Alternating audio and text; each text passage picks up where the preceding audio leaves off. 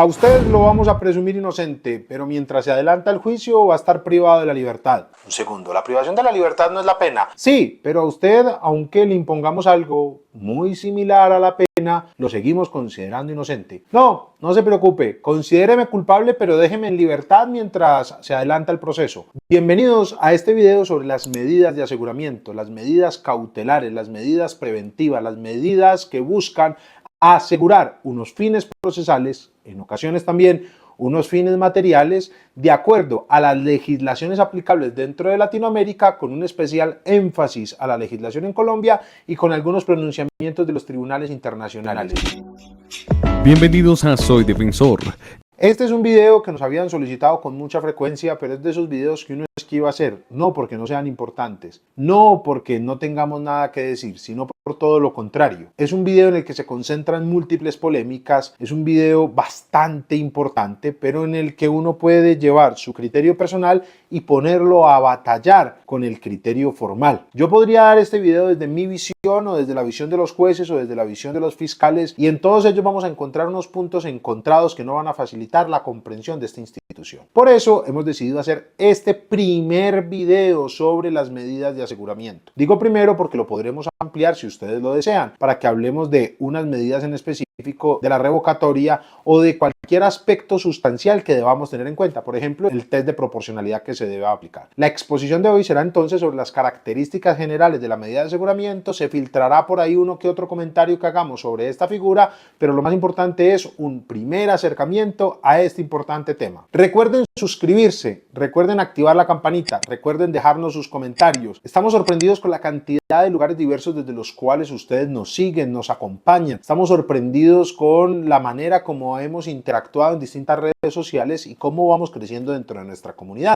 Comprendemos que estos contenidos no son para toda la población, ni siquiera son para todos los abogados, ni siquiera son para todos los estudiantes, y por eso valoramos mucho su compañía, su acompañamiento, y esperamos seguir haciendo un contenido de calidad, si así ustedes lo estiman que lo estamos haciendo, que pueda llegar a ustedes y sobre todo serles útil. Lo primero que tenemos que decir es que los procesos, todo proceso, tiene unas medidas tendientes a asegurar la efectividad de ese mismo proceso.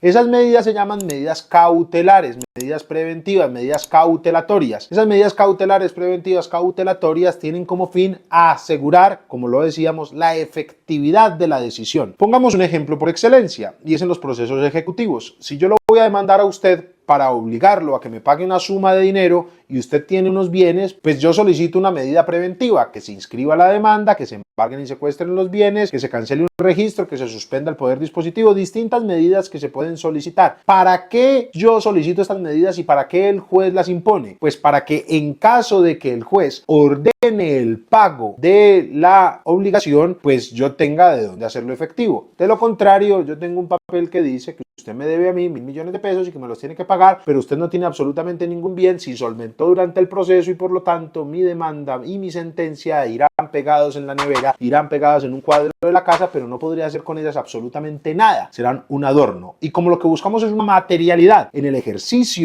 del derecho de acción y que las sentencias no sean únicamente simbólicas, no únicamente comunicativas, sino que tengan efectos reales, pues vamos estableciendo una serie de medidas preventivas de acuerdo a la naturaleza del proceso en el cual nos encontremos. La norma general es que esas medidas preventivas son menos agresivas que la medida definitiva que se puede tomar dentro del proceso. Es lógico que durante el proceso yo pueda suspender el poder dispositivo de esa persona a través de un embargo, pueda también suspender la capacidad material que éste tiene de administrar el bien a través de un secuestro, para garantizar la efectividad de esa posible sentencia. Entonces, por norma general, son medidas de menor intensidad. Ahora sí, aterricemos al campo penal. En materia penal, a través del tiempo se han ido estableciendo distintas medidas preventivas que buscan asegurar la materialidad de la sentencia. Y como en materia penal, la pena por excelencia en nuestros tiempos, desde inicios del siglo XIX hasta nuestro ahora, es la pena de prisión, la pena por excelencia, las medidas cautelares tienden a garantizar la efectividad de esa pena de prisión. Pero también, como en el proceso penal, nos interesa poder garantizar las pruebas, poder garantizar que los testigos hablen libremente, poder asegurar el proceso como tal, pues también tenemos medidas tendientes a asegurar que las pruebas no se vean afectadas, que los testigos no se vean amenazados, que en últimas el juez llegue a una decisión fundamentada en un debate probatorio leal y transparente. Por eso, los fines por excelencia de las medidas preventivas son fines procesales. Sin embargo, veremos que esto del dicho al hecho hay mucho trecho, pues ya en la práctica estaremos ante unas penas anticipadas que se imponen bajo unos juicios sumarios y en los que las garantías, pues digamos que están bastante flexibles. Nosotros tenemos una posición personal muy agresiva al respecto que al final la expondré para no contaminar el resto de la intervención. Vamos entonces a hablar de las medidas de aseguramiento en materia penal, de las medidas preventivas en materia penal. Ya entendemos que tienen por finalidad teórica la garantía del proceso, o ese es el deber ser. Lo que buscamos es garantizar la efectividad de una pena, de una posible privación de la libertad por norma general, pero en ocasiones también de una multa. Entonces también puede haber unas medidas preventivas reales o unas medidas preventivas personales, es decir, unas que recaen sobre bienes reales y unas que recaen sobre personas personales. ¿Cuáles nos interesan hoy? Las personales, las medidas preventivas que se imponen contra las personas. Profesor, ¿y cuándo hablamos de las reales? Si lo consideran en otro video, déjenoslo saber en los comentarios. Esas medidas preventivas personales encuentran su fundamento en unos fines constitucionales que se pretenden buscar, pero también en un desarrollo legal que se va aquí estableciendo. Vamos a ver las características que debe ver satisfecho el juez para imponer la medida de aseguramiento. Vamos a ver las clases de medida de aseguramiento y algunas de sus características diferenciales. En los sistemas latinoamericanos, la prisión preventiva opera por solicitud de la parte interesada, es decir, por norma general la debe solicitar el Ministerio Público Fiscal, la Fiscalía General de la Nación o la Procuraduría en los casos en los que la acción la ejerce esta entidad. Y en Colombia, en caso de que no sea solicitado directamente por la Fiscalía, se habilita a la víctima a solicitarla, la cual es una competencia residual para que la víctima pueda acudir ante un juez de control de garantías a solicitar una medida de aseguramiento, siempre y cuando la Fiscalía, el titular del Ministerio Público Fiscal, no la haya solicitado. ¿Qué se debe verificar? En Colombia aterrizamos inicialmente en el artículo 306 del Código de Procedimiento Penal, el cual va a insistir en que esto es por solicitud de la Fiscalía o residualmente de la representación de víctimas. Se impone por el juez de control de garantía, es decir, esto tiene reserva judicial. Únicamente los jueces pueden ser limitadores de derechos fundamentales en un estado como el nuestro. Esa es una de las características esenciales de la transición entre los sistemas inquisitivos que nos caracterizaban a estos sistemas con tendencia acusatoria que nos caracterizan hoy. ¿Cuál es? La reserva judicial de las libertades públicas. Una libertad pública, un derecho fundamental, solo se puede limitar por la orden de un juez, y es por eso que estas medidas tienen que ser impuestas por el juez de control de garantías. Primera característica, tiene que ser solicitada por el titular de la acción penal. ¿Quiénes son? El Ministerio Público en la mayoría de países, la Procuraduría en la mayoría de países y en Colombia la Fiscalía General de la Nación. Segunda característica, hay países en los que hay una función residual que recae sobre las víctimas, o en algunos países lo llaman el creyente. En Colombia recae sobre la víctima en caso de que la Fiscalía no lo haya solicitado directamente.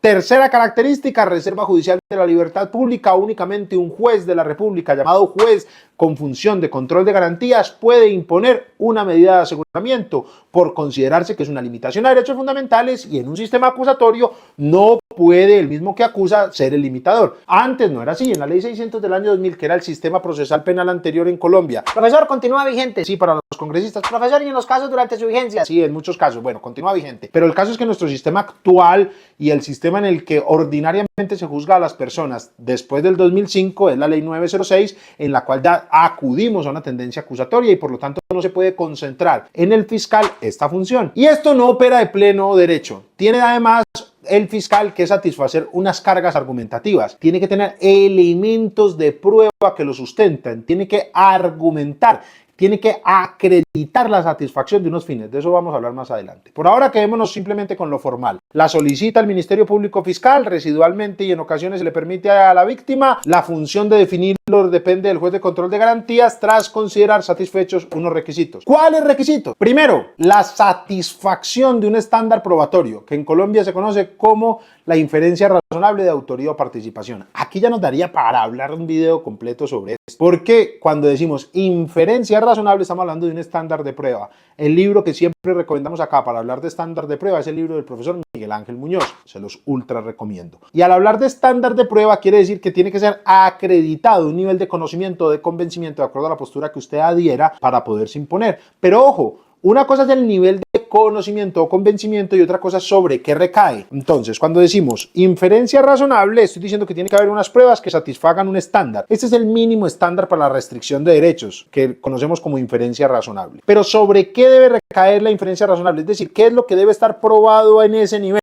Lo que debe estar probado en ese nivel es la autoría o participación. La autoría o participación. Aquí tenemos este video sobre autoría y participación. ¿Y esa autoría o participación en qué? En la conducta delictiva. ¿Y qué es una conducta delictiva? Aquí definimos qué es una conducta típica. La conducta típica, antijurídica y culpable. Quiere decir que tiene que haber una inferencia razonable de estos elementos. Profesor, pero no se trata de determinar la responsabilidad penal de una persona más allá de toda duda. Por supuesto que no, así lo dice la ley. Yo considero que aquí deberíamos poner un asterisco, que al final lo voy a poner, pero el caso es que sí tenemos que tener su dimensión, y es el estándar de prueba, la inferencia razonable, pero el objeto de prueba, aquello que se pretende probar en este caso, es la conducta delictiva bajo una intervención a modo de autor o a una intervención a modo de partícipe. Y además de esto, es decir, de que haya una inferencia razonable de autoría o participación en la conducta delictiva, debe acreditarse la satisfacción de uno o varios de estos tres fines constitucionales. El primero, evitar que la persona que va a ser objeto de la medida de aseguramiento obstruya el proceso. Es decir, pretende custodiar la seguridad de los testigos, pretende custodiar también la seguridad de los medios de prueba, que no vaya a haber una afectación de los medios de conocimiento, que no vayan a perderse los elementos materiales probatorios o adulterarse y que no vaya a afectarse a los testigos. Profesor, pero eso es simplemente una especulación y basta con ir allá y decir, aquí se pueden afectar los testigos. No, siempre se pueden afectar los testigos. Aquí se puede afectar el proceso. No, siempre se puede afectar el proceso. Aquí se pueden perder las pruebas. No, siempre se pueden perder las pruebas. Profesor, entonces no entiendo. Si usted dice que siempre, entonces siempre hay una medida de aseguramiento. No. Aquí viene una diferencia fundamental, y es que para que pueda haber una medida de aseguramiento no basta con la posibilidad, sino que debe acreditarse la probabilidad. Profesor, eso suena a lo mismo. Posibilidad y probabilidad pueden sonarnos muy similares en ciertos juegos del lenguaje, pero aquí tenemos que escindirlos, dividirlos. La posibilidad depende de la capacidad, y todo evento, aunque no sea probable, es posible. ¿Qué posibilidad hay de que este video se acabe conmigo diciendo 10 groserías seguidas? ¿Eso es posible? Sí, pero ¿es probable? No. ¿Y por qué no es probable? Porque ustedes que me conocen y han visto varios videos, pues nunca digo más de 2 groserías seguidas, nunca he terminado el video diciendo groserías,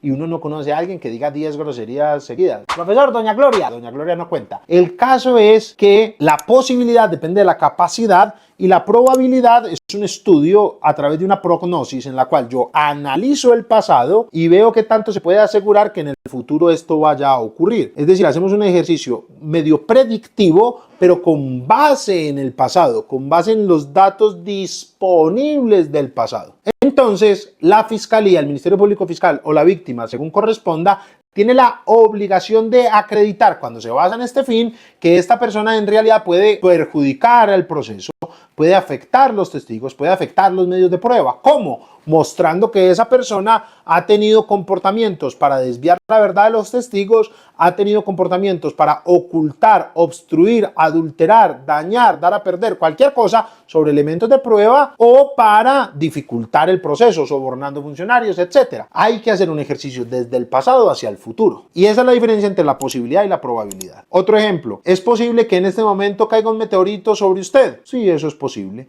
¿Es probable? Yo creo que la probabilidad es 0. Profesor, pero puede ocurrir. Sí, puede ocurrir. Profesor, pero ¿no sería mejor que la medida de aseguramiento se le impusiera a alguien por posibilidad y no por probabilidad? Sí, pero todos estaríamos presos entonces, porque es posible que usted dañe las pruebas, es posible que usted dañe el proceso, es posible que usted después de este video vaya y robe, es posible que usted esté planeando hacer algo muy malo, es posible que usted haga algo muy malo. Todo es posible, toda la maldad es posible. Si dejamos este análisis en el marco, en el campo de la posibilidad, todos estaríamos presos. No habría para nosotros ninguna garantía. Estaríamos prácticamente en un mundo sin razón. Por eso la custodia es la probabilidad. Y aquí va a haber algo muy importante, y es cómo se prueba esa probabilidad. Y es un tema que quizá podamos discutir más adelante si es de su interés. Yo ahí digo que el juez tiene que estar seguro de que eso es probable. Es decir, el estándar de prueba de la inferencia razonable es sobre la autoría o participación en el hecho delictivo pasado. Pero respecto al ejercicio de prognosis, yo considero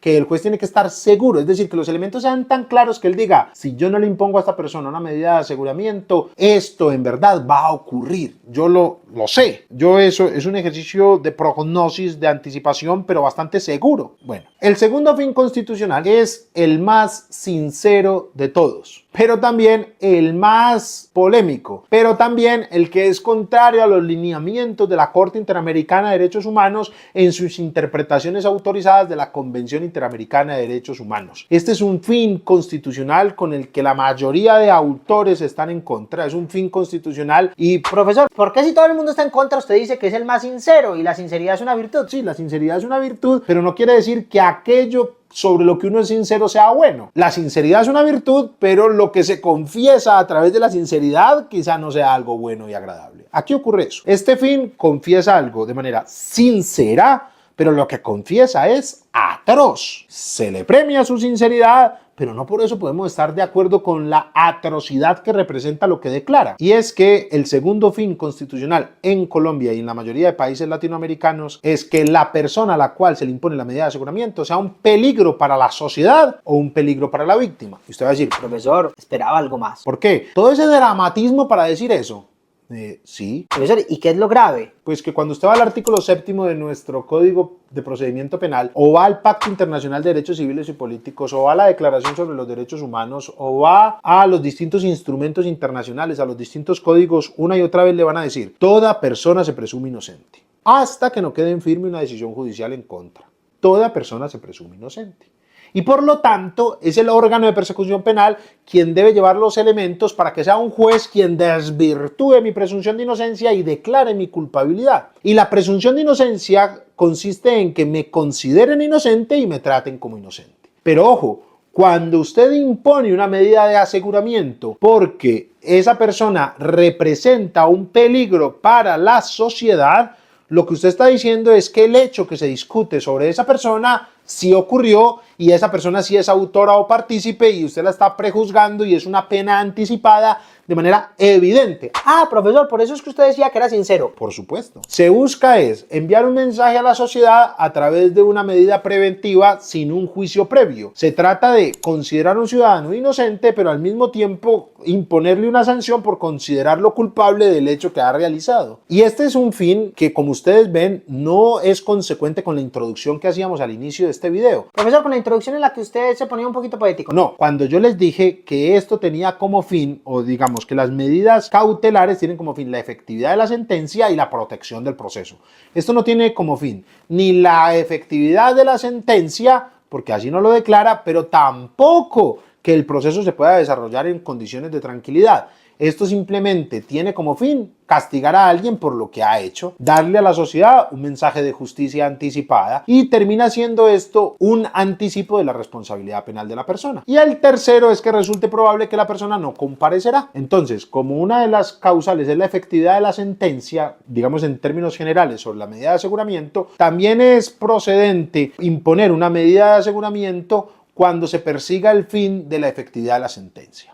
¿Pero qué requerimos para eso? Ay, que la persona tiene la capacidad de escapar, que la persona tiene la capacidad económica de vivir en otro estado, que la persona tiene la capacidad porque tiene pasaporte, que la persona tiene capacidad porque puede montar en barco, que la persona tiene capacidad porque viaja mucho. No, no, no, no, no. Todo eso es el campo de la posibilidad. Y aquí lo que debemos analizar es, recuerden, la probabilidad. Profesor, ¿y cómo se verificaría aquí la probabilidad? Pues tenemos que hacer ese ejercicio pasado. ¿Cuál ha sido la actitud que esa persona ha presentado respecto al proceso? ¿Ha huido? ¿Ha intentado escabullirse al accionar de la justicia? ¿Ha intentado huir a sus obligaciones formales, legales, materiales respecto al proceso ante el cual nos encontramos? ¿Fue capturado mientras huía a otro país? Esto es lo que debe resultar probado para poder imponer la medida de aseguramiento con este fin. ¿Cuáles son entonces? Profesor, hemos dicho muy poquito. ¿Qué hemos dicho? Pues hemos dicho que esto es a solicitud del Ministerio Público Fiscal, en ocasiones residualmente de la víctima, que debe ser impuesta por un juez de control de garantías debido a la reserva judicial de las libertades públicas,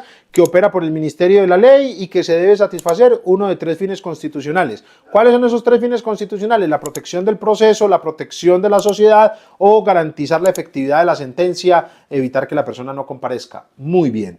pero también le hemos dicho otra cosa, Profesor, ¿cuál me falta? que debe haber una inferencia razonable. Ah, sí, pero ¿sobre qué? Inferencia razonable de autoría o participación en la conducta delictiva. Profesor, y ahí se acaba. Ahí acaba de empezar. Resulta que cada uno de estos fines constitucionales va a recibir un desarrollo. En el código nos van a decir del artículo 309 al 312 cuáles son las características generales que deben reunir estos fines constitucionales, que deben satisfacer o que deben buscar. A grosso modo, respecto a la obstrucción de la justicia, debe probarse que existen motivos, ojo a lo que dice la ley, graves y fundados. Graves y fundados de que el procesado puede destruir, modificar, dirigir, pero dirigir no su propia defensa, sino dirigir de manera deshonesta el accionar de la prueba, o mejor, el accionar alrededor de la prueba. Impedir, ocultar, falsear, engañar a los testigos, por ejemplo, a los elementos de prueba, impedir la realización de las audiencias. Pero ojo, motivos graves y fundados. El peligro para la comunidad, el fin procesal sincero, aunque inadecuado. Ahí debe verse la continuidad en la ejecución de la conducta, el número de delitos, el hecho de estar disfrutando, pero bueno, el hecho de ser beneficiario de algún mecanismo sustitutivo o subrogado, la existencia de sentencias condenatorias, pero todos estos,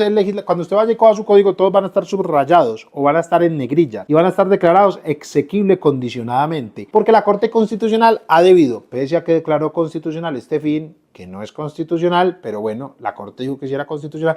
Profesor, ¿cómo así? Usted está diciendo que la Corte dijo que era constitucional sin ser constitucional. Así es. Profesor, pero es que las decisiones de la Corte las tenemos que respetar. Sin ninguna duda. No solo las tenemos que respetar, tenemos que custodiarlas, las tenemos que obedecer, tenemos que rodear a nuestras Cortes, tenemos que apoyar a nuestras Cortes, siempre e ilimitadamente, porque nuestras Cortes son símbolo de civilidad. Pero eso no quiere decir que no las podamos criticar, eso no quiere decir que tengamos que estar de acuerdo con las decisiones, eso no quiere decir que no las tengamos que discutir. Todo lo contrario, un Estado que se basa en la democracia, en la libertad, en la verdadera libertad, debe permitir que incluso los actos del soberano, sea el soberano rey, sea el soberano juez, sea el soberano legislador, sea el soberano presidente, sea el soberano que sea criticado desde la razonabilidad. Y este fin es claramente opuesto a la Convención Interamericana de Derechos Humanos. Y recuerden que la Convención Interamericana de Derechos Humanos hace parte de la Constitución Política de Colombia. Y por lo tanto, si algo hace parte de la Constitución y nuestra ley está en contra de ese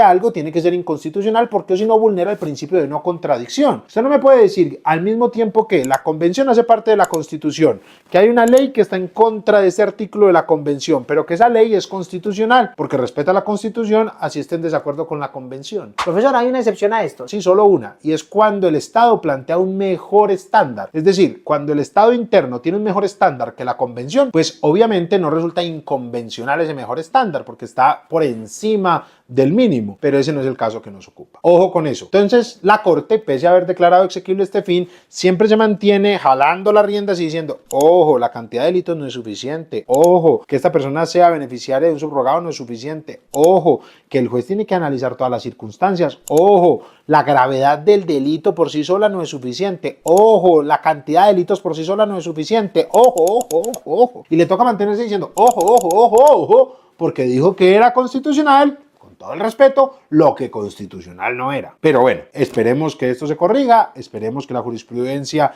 llegue algún día al momento óptimo en el que este fin sea declarado como lo que es, un fin inconstitucional, y ahí estaremos de nuevo en este canal comentándolo. Profesor, cuando eso ocurra usted va a estar muy viejito. De pronto sí, de pronto no. Recuerden ustedes que el derecho es dinámico, la jurisprudencia va avanzando y somos los litigantes los que hacemos también que se cree la jurisprudencia a través de las acciones de inconstitucionalidad, a través de los videos. Profesor, usted sobreestima los videos, esto solamente uno lo ve cuando tiene el examen. Pues bueno, por lo menos lo ve. El caso es, ojo, que no se nos pierda de vista que estamos ante una figura bastante agresiva en contra de las libertades y que por lo tanto debemos mantenernos pendientes de que no se conviertan en fuente de arbitrariedad. Esa es responsabilidad de todos. Después nos dice el peligro para la víctima, que obviamente se tiene que basar en motivos concretos. Y esto requiere de motivos fundados de que puede afectar a la víctima, a sus parientes, a sus cercanos. También está el fin de la no comparecencia, es decir, el fin que busca evitar que la persona no comparezca, que no entre otras cosas, es buscar la efectividad de la sentencia. Y aquí se miran como, digamos, elementos a tener en cuenta para este análisis por parte del juez de control de garantías: la falta de arraigo, la gravedad del daño causado, el comportamiento del imputado durante el proceso, la resistencia que haya presentado hasta el momento de la captura, etcétera. Pero recuerden, siempre el juez tiene que hacer un análisis razonable de los que se le está presentando ante sí y un análisis sobre todo fundamentado en elementos de prueba. Esta audiencia no solo requiere argumentar, sino argumentar sobre lo probado. La primera carga es probar y después argumentar. Profesor, ¿y todo eso aplica para las medidas de aseguramiento, que es cuando uno lo mete en preso durante el proceso? Esa es la medida de aseguramiento que llamamos prisión preventiva, detención provisional, detención preventiva, etcétera, etcétera, etcétera, que es la más abrasiva de todas, se suele realizar en centros carcelarios. Pero también tenemos que entender que hay dos grupos de medidas de aseguramiento: medidas de aseguramiento privativas de la libertad y medidas de aseguramiento no privativas de la libertad, que además su intensidad será distinto. Y veremos primero las medidas de aseguramiento privativas de la libertad, que son las más abrasivas, y la más grave de todas es la medida de aseguramiento privativa de la libertad en centro de reclusión. Esta es la que se llama prisión preventiva. A la persona se le detiene en una cárcel. Profesor, pero los documentos internacionales dicen que se detiene en una cárcel pero sin mezclarse con los condenados y en unas condiciones más favorables. No es cierto. Las personas que se encuentran en detención preventiva dentro de las cárceles son en realidad recluidas en los mismos patios y bajo las mismas condiciones en las que se encuentran los presos cuya libertad está más restringida. Para que se hagan una idea, dentro de la pena, o cuando se está ejecutando la pena mejor, hay distintos niveles de seguridad. Cada nivel de seguridad, mientras más alto, implica una mayor restricción de los derechos. Los presos preventivos reciben el tratamiento de la máxima restricción de su libertad, es decir, de la máxima seguridad que tenga ese centro carcelario, es decir, de la mayor restricción de sus derechos. Entonces, primera medida de aseguramiento privativa de la libertad, la que es en centro carcelario, es la más famosa. Según lo que he podido observar, existe desde siempre. Hay antecedentes de hace 5.000 años en el que las personas, cuando se iba a investigar si eran o no responsables, por ejemplo por los saqueos de las tumbas en el antiguo Egipto, eran recluidas mientras se averiguaba su responsabilidad o no. Pareciera como si la prisión preventiva siempre estuviera ahí, pareciera que siempre hubiera existido. Profesor, pero no se llamaba así. Yo nunca he escuchado que se hablara de prisión preventiva, medida de aseguramiento. No tenía ese nombre. Pero aquí es muy importante diferenciar el nombre del concepto, el término del concepto. El término prisión preventiva es un término contemporáneo, lo podríamos cambiar por cualquier otra. El caso es que el concepto es el que siempre ha existido. ¿Y cuál es el concepto? Detener a una persona y mantenerla privada de la libertad mientras se aclara o establece si es o no responsable. Esa es la figura que ha existido desde siempre. Se ha llamado arresto, se llamaba comparecencia, detención, podemos ponerle el nombre que sea. Los nombres son simples accidentes. Pero si reflexionamos sobre el concepto, siempre ha estado ahí. Tenía una cierta lógica que siempre existiera, porque recordemos que la pena de muerte era la pena por excelencia. Eso lo podemos ver en el cine, en los libros de historia, etc. Esa pena de muerte, que es la máxima afectación que uno puede realizar en contra de una persona, tiene cierta justificación que se imponga como medida de aseguramiento una medida de menor jerarquía. Acuérdense que esto lo decíamos ahorita como norma general de las medidas preventivas, y es que tienen una menor entidad que la decisión definitiva que se puede tomar. Entonces, si Jesús, por ejemplo, podía ser condenado a muerte, como en efecto lo fue, tiene sentido que haya estado privado de la libertad en el Sanedrín, tiene sentido que haya estado privado de la libertad cuando fue ante Poncio Pilatos, tiene sentido que estuviera privado de la libertad cuando fue ante Herodes, tiene sentido que estuviera privado de la libertad mientras lo azotaban, porque es una medida de menor entidad que aquella que se le puede imponer. Sin embargo, esta justificación va a tener algunos problemas, y sobre esto podríamos hacer un video aparte, cuando la máxima pena que se puede imponer, de acuerdo a los instrumentos internacionales, es la pena de prisión. Supongamos en los estados latinoamericanos que no tenemos la pena de muerte. Tenemos a una persona cuya máxima pena imponible por el Estado, cuya máxima restricción de derechos es la pena de prisión. Pero al mismo tiempo tenemos la prisión preventiva como una posibilidad de medida cautelar. ¿Cómo es posible que el Estado al mismo tiempo diga, oiga, lo máximo que yo le puedo imponer a quien es hallado culpable es una pena de prisión, pero es también eso lo que le puedo imponer a un ciudadano que presumo inocente mientras se aclara o no si es inocente? Eso solo se puede entender si estuviera vigente un principio de presunción de culpabilidad,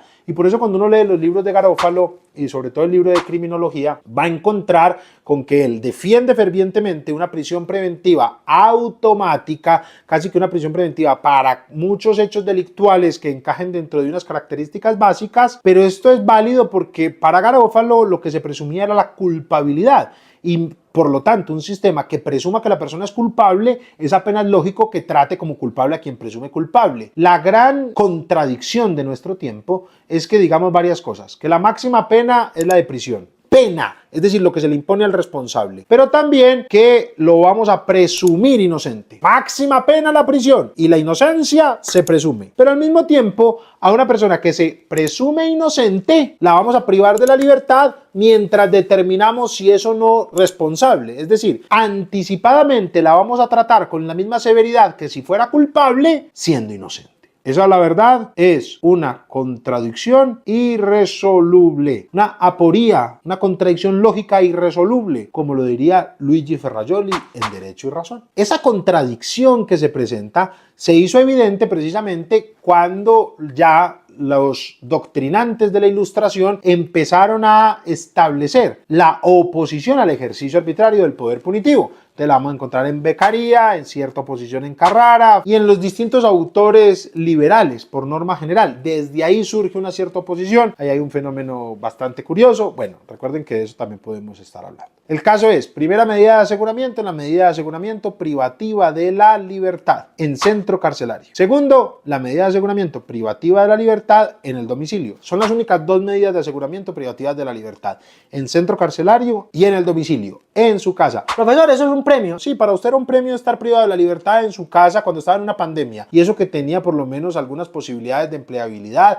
y eso que todos estábamos en la misma circunstancia, y eso que era una novedad, pero yo me acuerdo que después de unos meses a todos nos provocaba salir así fuera por las ventanas. Ojo, la medida de aseguramiento no porque sea en la casa es un premio, no, ni más faltaba, es una restricción de la libertad, es una restricción de la libertad bastante agresiva. Profesor, pero no tanto como estar en una cárcel. Sí, claro, y no tanto como una tortura, y no tanto como si a usted le mocharan un dedo, y no tanto como si lo colgaran, y no tanto como una inyección letal, pero sigue siendo una privación de la libertad. Estas son las dos medidas de aseguramiento privativas de la libertad, centro carcelario y en el domicilio. Y después vienen unas que son medidas de aseguramiento no privativas de la libertad, que es la obligación de someterse a un sistema de vigilancia electrónica, la obligación de estar vigilado por una persona o una entidad, la obligación de presentarse periódicamente o cuando una autoridad lo requiera, la obligación de portarse bien. Sí, señor, yo me porto bien. Muy bien. La prohibición de salir del país, la prohibición de ir a ciertas reuniones, la prohibición de establecer comunicación con ciertas personas vinculadas con el caso, pero eso no se puede limitar a la defensa. La defensa siempre puede hacerlo, porque el derecho de defensa no se puede vulnerar más de lo que se vulnera con las medidas preventivas. La prestación de una caución, pago la fianza, como en las películas norteamericanas. Sí, pero la fianza en Estados Unidos es un derecho. Aquí es una posibilidad que en ocasiones puede establecer el juez, y no es una fianza en estricto sentido, sino una caución. Y para ciertos delitos también le establecen, pues no, de acuerdo al análisis que haga el juez, la prohibición de salir de noche de la casa, de 6 p.m. a 6 a.m. Depende de la característica del delito. Bueno, unas lesiones personales en un bar de noche, una persona que es un problema en ciertos lugares de la vida nocturna, entonces se le prohíbe salir de 6 de la noche a 6 de la mañana. Yo nunca he visto que esa se imponga, pero bueno, ahí está. Para las privativas de la libertad se van a establecer algunos requisitos adicionales a todos los que hemos dicho, es decir, más allá de la inferencia de autoridad o participación, más allá del fin constitucional, más allá de que sea un juez de control de garantías, de que haya solicitud de parte, de que se esté debidamente probado y fundamentado, se van a establecer otros requisitos, que el delito o sea competencia de los jueces penales del circuito especializado o su pena mínima sea de 4 años. Profesor, la mayoría de delitos tienen la pena mínima 4 años. Sí, claro, en la mayoría de delitos esto es procedente. Cuando la persona haya sido capturada entre los 3 años anteriores o en ciertas clases de defraudaciones. El requisito al que más se acude para esta detención es que la pena mínima sea de 4 años o más. Pero ojo, aquí hay una carga muy importante que recae sobre el fiscal. El fiscal o la víctima o el representante de la víctima, cuando residualmente ejerza esta función, de acuerdo a lo que hemos explicado, que solicite la imposición de una medida de aseguramiento privativa de la libertad, debe probar que las medidas no privativas no son suficientes para satisfacer el fin que se persigue. Es decir, usted me dice, no, es que lo vamos a guardar en un centro carcelario. ¿Por qué? Porque esta persona se puede ir del país. Le va a quedar muy difícil porque hay una medida de aseguramiento no privativa de la libertad específica, que es la prohibición de salir del país. Entonces, ¿la defensa qué puede hacer ahí? Su señoría, un segundo. Ese fin que se está buscando se puede satisfacer mejor con esta medida específica que con esa tan abrasiva. Entonces, ahí va a haber un punto importante que que les ruego tener muy presente dentro de las distintas audiencias. Si ustedes ven, aquí se está abriendo un abanico de posibilidades. Déjenos saber sobre qué tema podemos ampliar. La revocatoria de la medida de aseguramiento, también el test de proporcionalidad que se debe satisfacer, que ampliemos sobre alguna medida de aseguramiento, que contemos la historia de la prisión preventiva o que establezcamos en un video nuestra posición personal al respecto, la cual sintetizo, aunque la he dejado caer en varias de mis apreciaciones, la sintetizo de una manera elemental. Si nuestro Estado parte del respeto a la dignidad humana y entendemos por dignidad humana un mandato que recae sobre nuestros estados para que reconozcan en todo ser humano a una persona y en tanto la obligación de no tratarla solo como un medio ni permitir su absoluta instrumentalización, la prisión preventiva tal cual la tenemos es irreconciliable. Es decir, la prisión preventiva es contraria a la dignidad humana. Y lo primero que tenemos que hacer es declararlo de ese modo para poder tomar las medidas adecuadas, algunas de las cuales ha propuesto, por ejemplo, Ragués y Vallés en su libro sobre la prisión preventiva como última ratio, y yo acabo de realizar pues un trabajo de investigación sobre la materia que próximamente espero publicar, pero siguiendo los lineamientos antes establecidos y al profesor que he mencionado, es simplemente tomarnos en serio la figura ante la cual estamos.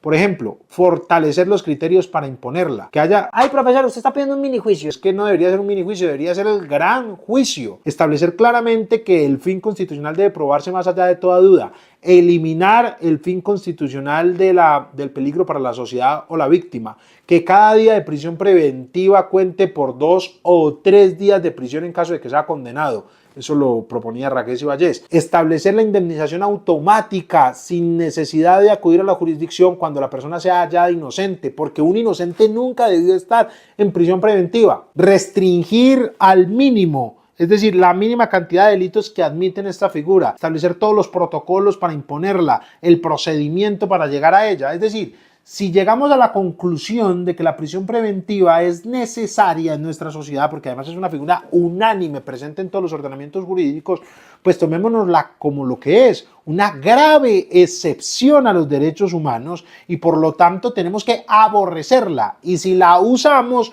pues restringirla al máximo, robustecer las garantías, establecer las indemnizaciones pertinentes en contra de quien se imponga, a ver si empezamos a reivindicar nuestros textos legales y a ponerlos en consonancia y no decir disparates como que a usted se le presume inocente aunque lo tratemos como culpable y estando privado de la libertad con quienes ya fueron hallados culpables y con condiciones en ocasiones muy desfavorables respecto a los verdaderos responsables o no los verdaderos, a quienes fueron declarados responsables. Todo esto agravado por una condición básica y elemental, y es el estado de cosas inconstitucional de nuestras cárceles que ha sido declarado por la Corte Constitucional Colombiana, lo cual quiere decir, en pocas palabras, que dentro de nuestras cárceles, dentro de nuestros centros carcelarios, la Constitución no se encuentra materialmente vigente, y esto agrava muchísimo más todo, porque ahora ¿quién me explica que a un ciudadano que presumimos inocente y debemos tratar como inocente, lo tratamos como culpable, concibiéndolo culpable,